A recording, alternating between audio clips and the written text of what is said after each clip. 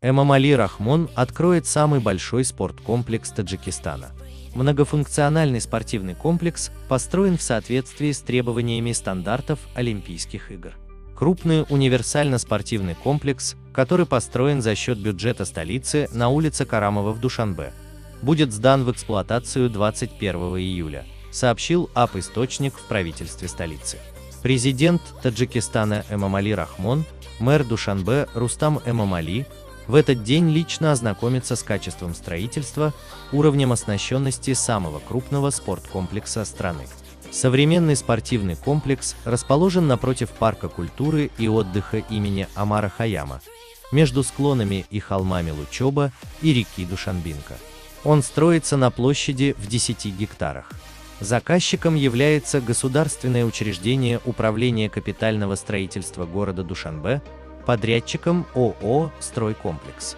Наряду с ООО «Стройкомплекс» в строительных работах также участвуют 19 отечественных и зарубежных компаний. К строительным работам были привлечены местные жители. На строительстве этого крупного спортивного комплекса было занято до 2000 человек. После его сдачи более 600 человек будут обеспечены постоянной работой и хорошей заработной платой.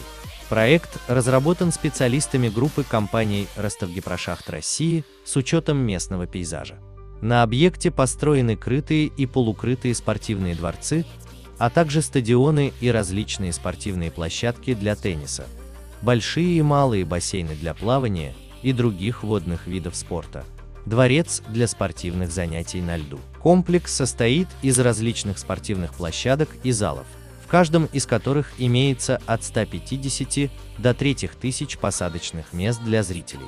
В том числе есть 7 тренировочных теннисных площадок, каждая со 150 посадочными местами, и теннисный дворец на 3000 посадочных мест.